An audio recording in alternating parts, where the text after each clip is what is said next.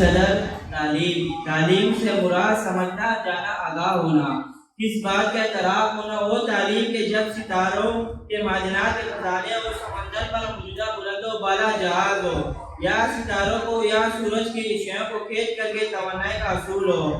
جناب صدر، تعلیم کے منون منت ہے۔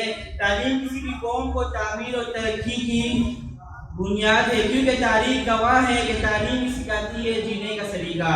جناب صدر، تعلیم میں ممنوع تعمیر اور ترقی جو کسی بھی قوم کو سیاسی، سماجی، معاشرتی، تہذیبی تمنی طریق سے آگاہ کرتی ہے۔ تعلیم میں کسی قوم میں جذبہ حرارت دیتی ہے، کیونکہ تعلیم سکھاتی ہے جینے کا سلیقہ۔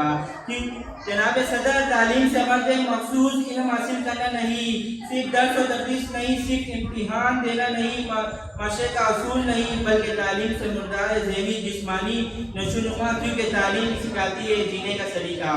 جناب صدر، تعلیم کے بارے میں مشہور ماہر تعلیم ہنٹن نے کہا تھا کہ تعلیم کا مقصد مخصوص علم حاصل کرنا نہیں، مخصوص معلومات کا اصول نہیں، بلکہ انسان کی مکمل زندگی کے لیے اس کی ذہنی افزائی، اس کے اخلاق کی تربیت ہے، کیونکہ تعلیم سکھاتی ہے جینے کا سلیقہ۔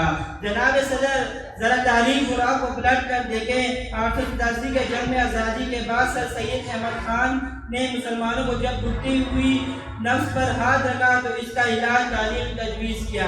جناب صدر، قائد اعظم نے سر سید علی گڑھ کالج کو مسلمانوں کے عظیم درسگاہ، ان کی اسلحہ خانہ قرار دیا، کیونکہ یہی تھی وہ جگہ جہاں پر ایسی قوم تیار ہوئی جس نے پوری دنیا کے سامنے موجود بڑے پودوں کے چم زیر نگو کر دیا، سر نگو کر دیا، کیونکہ تعلیم سکھاتی ہے جینے کا سلیقہ۔ جناب صدر، ہم تو اس مذہب کے ماننے والے ہیں، جناب صدر، ہم تو اس مذہب کے ماننے والے ہیں جس کا لفظ اقرا پر ایمان، جس کے معنی ہے پڑھیے۔